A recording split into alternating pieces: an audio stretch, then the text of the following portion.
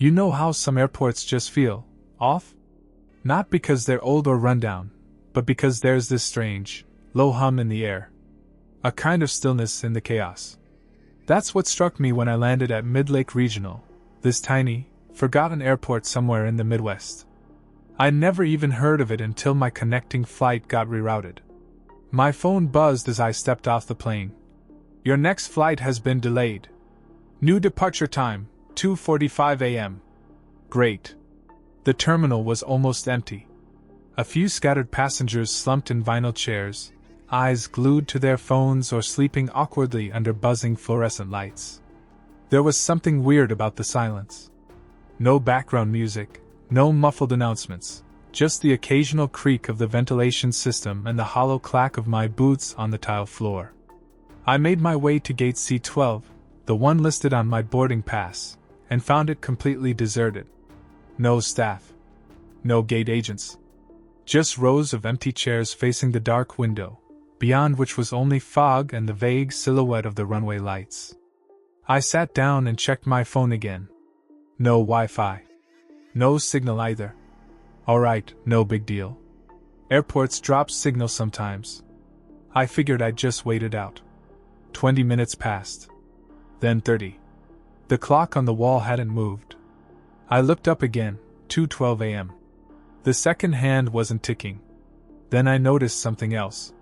There were no arrivals or departures on the overhead screens. Just a single message, looping in the corner. Now boarding Flight 303. No destination. No airline. Just that, Flight 303. I looked around. Still no staff. Still no other passengers at the gate. But from the corner of my eye, I thought I saw movement behind the gate desk. Just a flicker of shadow, ducking out of view.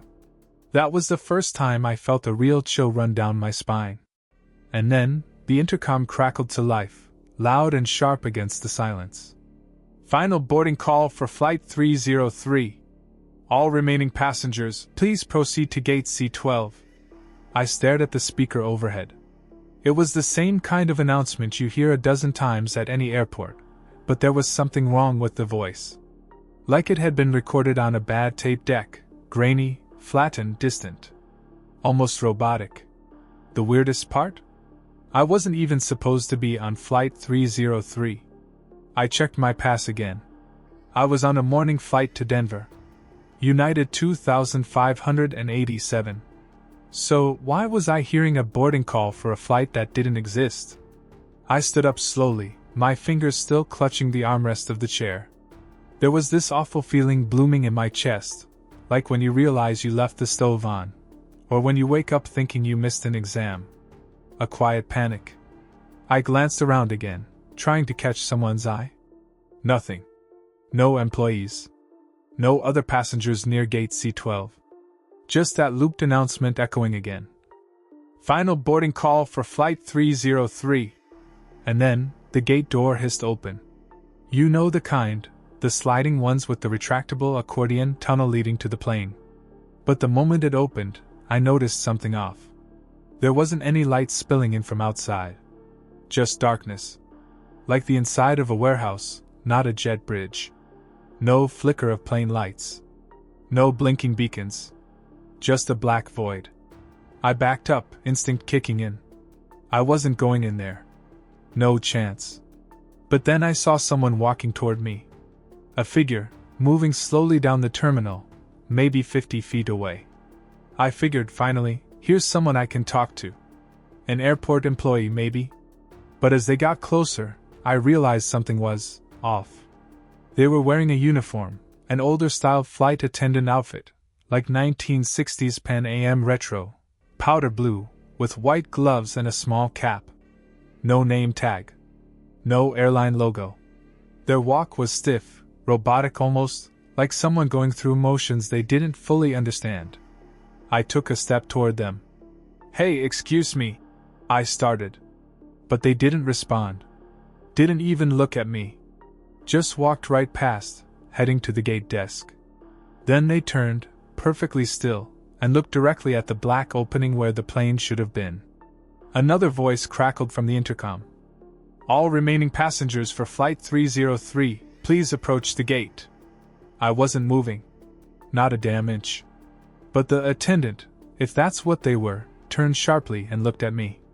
No smile. No blink. Just those cold, unblinking eyes that seemed to see through me. And they pointed. Directly at the gate. I took a step back and mumbled. I'm not on that flight. No response. Just that silent, persistent finger, aimed straight at the void. I turned to walk away, but the second I did, every monitor in the terminal flickered, all at once, and the same words appeared across every screen. Passenger D. Weller, Flight 303 now boarding. That was my name. I hadn't told anyone my name. I hadn't checked in at the counter.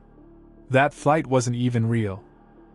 But somehow this place, this thing, knew who I was. And it was calling me. I bolted. I didn't care if it made me look crazy. I sprinted down the terminal, back the way I came, away from gate C12 and that empty-eyed flight attendant still pointing like a damn statue. I half expected someone to yell at me, to chase after me. But no one did. Because no one was there. Not a single soul in that entire concourse. I ran past gate after gate, every one of them dark, unmanned. The lights above flickered softly, like they were running on emergency power. I ducked into a little newsstand, one of those Hudson News shops, hoping maybe someone was inside. But the shelves were bare. Completely cleaned out. No snacks, no magazines, not even a gum wrapper. And that's when I heard it, the low hiss of the intercom again, echoing faintly from somewhere behind me. Passenger D. Weller, you are delaying departure. Flight 303 is ready. My stomach dropped. The voice wasn't just announcing anymore. It was targeting me. Like I was being hunted. I backed out of the shop and turned a corner into what looked like an operations corridor. You know, those bland hallways with gray walls and no windows, meant for staff. I figured I could find a service desk or something back there. What I found instead was an office. The door was propped open, and inside was a desk, a few filing cabinets, and a dusty computer monitor with a green-on-black terminal screen still glowing faintly. I don't know what compelled me to sit down, but I did. Maybe I thought I could get a message out. The screen wasn't locked. Just one file open. Manifest_303.txt. My heart pounded as I opened it. I expected gibberish or maybe a list of fake names. But there it was, a list of passengers. Dozens of them. First and last names. Seat numbers. Some I recognized. That guy who'd been sitting near me earlier with the red hoodie? Elliot Marks, 17B. The woman who fell asleep near the vending machines? Clara Henson, 12A. All listed. But then I scrolled further. The names started getting older. Not age-dated. As in, years ago. Kenneth Brown, Flight 303, 1977. Michelle Rourke, Flight 303, 1983. Abigail Kent, Flight 303, 1991. The manifest went back decades. All these people, long gone. No flights keep the same number for that long. Not without being retired. Then I found mine. Daniel Weller, Seat 14C, status, pending. I just stared at it. That word, pending, made my blood run cold. Like it hadn't decided yet if I was getting on. Or maybe it was waiting for me to give in. And then, in the reflection of the dark monitor, I saw the attendant again. Standing silently in the hallway behind me. Still pointing. I didn't turn around. I don't know why. Maybe some part of me believed that if I didn't acknowledge it, it couldn't get to me. Like a kid hiding under the covers, hoping the monster doesn't see them. But I could feel it. That presence. Heavy. Still. Like the air in the room had thickened just from it being there. Finally I snapped. I shoved the rolling chair backward, slammed into the hallway wall, and whipped around, ready to fight, scream, something. But the hallway was empty. No attendant. No shadow. Just the same gray corridor stretching out in both directions, completely still. I stood there, panting, trying to convince myself I'd imagined it, until I noticed something new. The hum. The soft, low-frequency vibration you always hear in buildings like that. It was gone. Everything was silent now. Utterly silent. Like the whole airport had exhaled and then held its breath. I moved. Fast. Back into the main terminal, hoping maybe someone, anyone, had shown up.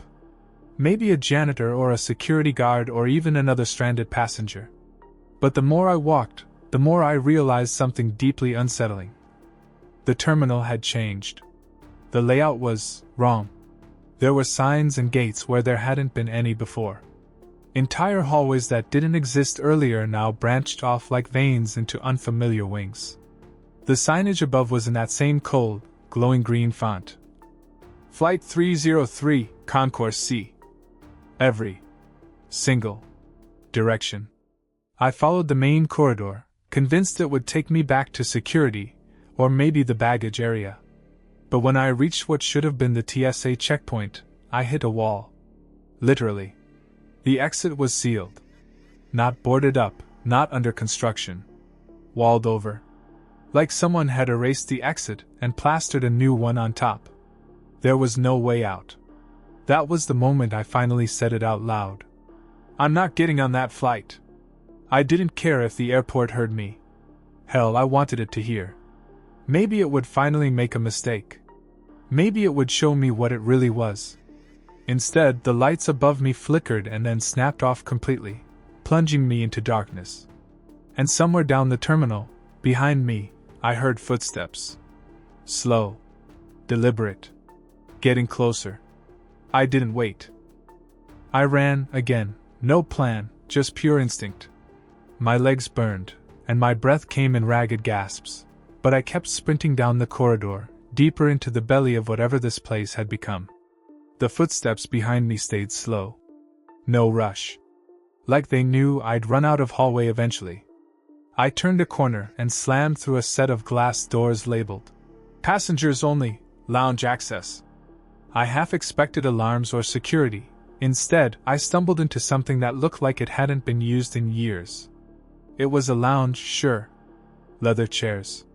A long bar with dusty liquor bottles. Dead screens on the wall showing no signal. But everything was covered in a thin layer of grime, like it had been sealed off and forgotten. The smell hit me next, a musty blend of mildew and something else. Something rotting. I locked the doors behind me and moved further in, careful not to make a sound. That's when I saw them, 3 people, sitting in the far corner of the lounge, half hidden in the shadows. They weren't moving. For a second I thought they were mannequins, just part of some old display. But as I stepped closer, I realized the truth. They were passengers. Or had been. All 3 of them were dressed in outdated travel clothes, a windbreaker from the early 2000s, a pair of noise-canceling headphones too old to still work, even a flip phone clutched in one dead hand. They were sitting upright. Perfectly still. Eyes wide open. But there was no life behind those eyes. Their faces were frozen in the kind of expressions you can't fake, a mixture of realization and horror. Like they had seen what was waiting for them on that flight, too late to turn back. And each one of them had a ticket in their lap. I moved closer and forced myself to look at the one nearest to me, a middle-aged man with sunken cheeks and dried skin like parchment. His ticket was faded but legible. Flight 303, Seat 14B. I was 14C. I staggered back, bow rising in my throat. And then all the lounge lights flicked on at once. Soft jazz started playing from invisible speakers, and a voice came over the intercom, smooth, calm, and terribly wrong. Welcome to the Executive Lounge, Passenger Weller. Final boarding will begin shortly. Every dead head in that room turned toward me at once. No movement. No blinking. Just turned. I stumbled out of the lounge, not even caring that the doors slammed against the wall with a sound that echoed down the corridor. I didn't look back. I couldn't. I knew if I saw those things staring at me again, I might not be able to move at all. Whatever they were, passengers, victims, warnings, I understood one thing now with absolute clarity. Flight 303 wasn't a destination. It was a trap. I turned corners blindly, looking for something, anything, a window, a stairwell, even a broom closet I could barricade myself in. But the airport kept changing. I swear the layout wasn't staying still. Halls looped back on themselves. Signs flickered between different gates. I passed the same set of restrooms 3 times, even though I hadn't doubled back. Then I saw it. A maintenance door, cracked open just enough to see the red glow of an exit sign behind it. It wasn't a full-on escape, but it was something real. Tangible. I pushed through and found a narrow stairwell leading down.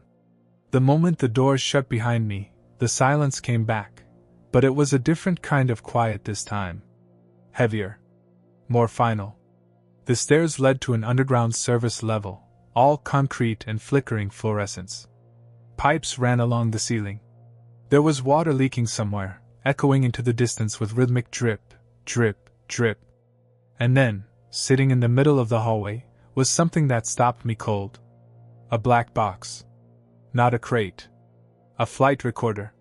The kind they recover from crash sites. It looked battered, scratched, but still intact. It had that classic label painted in white. Flight 303, do not open. So of course I opened it.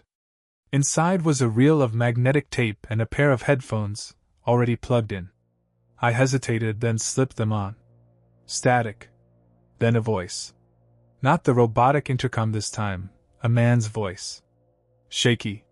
Hoarse. Terrified. This is Captain Harold Brenner, formerly of Flight 303.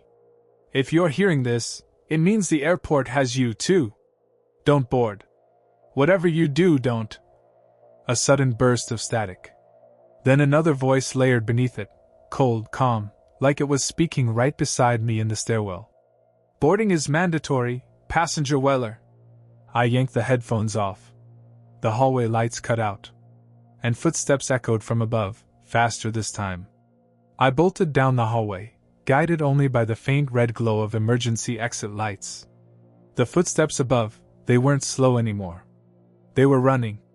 A deliberate, heavy rhythm pounding toward the stairwell. I didn't stop. I turned corner after corner in the concrete maze, until I found an old service elevator. The panel was scratched up, one of the buttons cracked in half. But it still worked. When I jabbed the up button, the doors groaned open with the sound of grinding metal. I got inside and pressed the only button that still had a light. Departures. The moment the doors shut, I felt it, like gravity itself warped. My stomach dropped too fast, too hard. This wasn't a normal elevator ride. The numbers on the panel blinked rapidly, skipping in no particular order. B2. G. 3. 7. C12. C12. C12. Every level became C12. And then it stopped. The doors opened. But I wasn't in the main terminal anymore. It looked like a part of the airport no passenger was ever meant to see. The walls were made of raw concrete, but plastered over with faded posters, airline ads from decades ago, smiling attendants offering promises of comfort and safety. And beneath every poster, someone had scratched words into the wall. Don't trust the crew. There is no arrival. Flight 303 is a lie. The corridor curved into a wide chamber that looked like a hangar. And sitting at the center of it, parked under flickering floodlights, was a plane. An actual aircraft. Old. Faded. No airline markings. The metal looked warped in places, like it had been exposed to fire or worse. The boarding stairs were already down, the cabin door wide open. And the flight attendant was there again. Standing at the base of the stairs, still pointing. No emotion. Just expectation. Behind her, silhouetted inside the cabin, I saw shapes. Rows and rows of seated figures. Some turned toward the open door. Others slumped forward, still and lifeless. Every seat was filled. Every window was dark. I took a step back, and that's when the engines roared to life. Even though no one had entered the cockpit. Even though there was no pilot. The entire hangar trembled as the plane's lights flickered on, blinking in a way that felt less like normal navigation lights and more like signaling. Calling. Flight 303 was leaving. And it was leaving with or without me. The roar of the engines vibrated through the floor, the kind of deep, bone-rattling sound that doesn't just echo in your ears, it presses on your chest. The plane was waking up, shaking off the dust of years, maybe decades, ready for one last trip. And it wanted me on board. I looked around the hangar for another exit, but there was nothing. Just bare concrete walls, sealed doors, and that wide-open mouth of a plane waiting patiently at the top of the boarding stairs. The flight attendant, still pointing. Then I heard a voice behind me. Soft. Tired. Real. Don't go. I turned fast. There was a man standing near the edge of the hangar, gaunt, unshaven, wearing a rumpled security uniform with a faded Midlake badge. His eyes were red-rimmed, like he hadn't slept in years. "I've seen what happens when you get on," he said. "They take you somewhere, but you don't come back. You just sit. Forever." I stepped toward him, desperate. "Then how do I get out?" He shook his head. "I don't think you can. But you don't have to board. That's the only choice you get. To not sit in your seat." He held up something, a torn airline ticket, burned at the edges. "Flight 303, seat voided. They called my name 3 times," he whispered. "But I never got on. So now I just wait here. Maybe forever. But at least I'm me." I looked down at my own ticket, the one I didn't remember picking up. It was in my hand. I hadn't seen it there before. "Flight 303, seat 14C, final call." My hand shook. The paper was warm, almost pulsing, like a heartbeat trapped in parchment. Then the intercom crackled to life again, not overhead this time. The sound came from everywhere, from the walls, from the floor, from inside my own skull. "Passenger Weller, seat 14C, final boarding now commencing. This is your last opportunity." The plane's door creaked wider. The stairs shifted, lowering slightly, welcoming me. And the figures inside, the passengers, they were turning their heads now. All of them. Faces pale. Eyes wide. Waiting. One empty seat in the center. 14C. And behind me, the guard was already fading into shadow, clutching his voided ticket like a lifeline. I stared at the boarding stairs, the cabin light flickering in sickly yellow pulses. The plane felt less like a machine and more like a living thing, breathing, humming, watching. The ticket in my hand was getting hot now. It felt like it wanted to burn through my skin. I looked back one last time at the man in the shadows, the one who hadn't boarded. He didn't say anything else.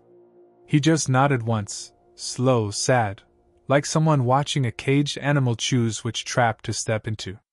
Then the voice came again, louder now, and everywhere at once. "Passenger Weller. Manifest incomplete. Board to proceed." I dropped the ticket. The paper didn't fall like normal paper. It hung in the air for a second too long, then curled in on itself mid-fall and disintegrated before it even touched the ground. The hum of the engines deepened, the fuselage of the plane vibrating like it was angry, or hungry. I stepped back, unsure, until I heard the shift of feet behind me. The flight attendant was off the stairs now. Walking toward me. Not fast. Not running. Just that steady, mechanical stride, gloves perfectly white, face still frozen in that unreadable expression, eyes locked on mine. She didn't raise her hand this time. She didn't have to. The pressure in the air told me everything, board, or she would bring me on herself. I turned and sprinted for the far wall. No door. No window. Nothing but flat concrete. And yet, I ran anyway. Because something in me said that movement was the only resistance left. That if I stopped, if I paused for even a second, I'd be back in that seat. I'd become part of it. As I pounded toward the wall, I thought I felt something give under my foot, a weak panel, a loose grate. I dropped to my knees and yanked it open. A maintenance shaft. Barely wide enough to crawl through. Behind me, I heard the footsteps change, from shoes on concrete to the thump of someone starting up the boarding stairs again. But slower now. Like they were disappointed. The plane was waiting. And it knew I wasn't coming willingly. I slid into the shaft, and pulled the grate back in place just as the cabin door slammed shut. The lights in the hangar went black. Total silence. Then, the sound of engines rising. And the floor vibrated as Flight 303, that rusted, haunted, impossible thing, moved. Not fast. Just enough. Enough to leave. I lay there in that shaft, barely breathing, as the sound of the plane rolled away into nothing. I don't know how long I stayed in that maintenance shaft. Could have been minutes. Could have been hours. The silence after Flight 303 departed was worse than the hum, a vacuum that swallowed up even the sound of my own breathing. When I finally crawled out, the hangar was empty. No plane. No flight attendant. Just dust in the air and a faint scorch mark on the concrete where the aircraft had been. I made my way back through the service tunnels. This time, the halls didn't shift. The signs didn't flicker. Everything felt dead. Like whatever had been running the show had finally packed up and moved on. And when I reached the main terminal again, people were there. Real people. TSA agents. Janitors. Travelers half asleep at charging stations. It was like I'd blinked and the world had returned to normal. I checked the overhead screens. My actual flight, United 2587 to Denver, was now boarding at Gate B4. I walked past Gate C12 out of pure reflex. It wasn't there. Just a solid white wall, like the gate had never existed. No signage. No door. No windows. I didn't ask anyone about it. Didn't report anything. What would I say? That I was almost abducted by a phantom flight in a haunted terminal? That a crew of dead-eyed attendants tried to board me onto a plane that shouldn't exist? No one would believe it. Hell, I barely believe it. But when I finally boarded my real flight, row 14, seat C, I couldn't sit there. Not even for a second. I asked the flight attendant to move me to an exit row. I didn't care what it cost. And as we took off, I glanced out the window at the airport below. I swear I saw something on one of the service roads near the runway, just a brief flash. Probably nothing. But for a split second, I saw the tail of a plane, half faded in the fog, marked with a peeling number. 303.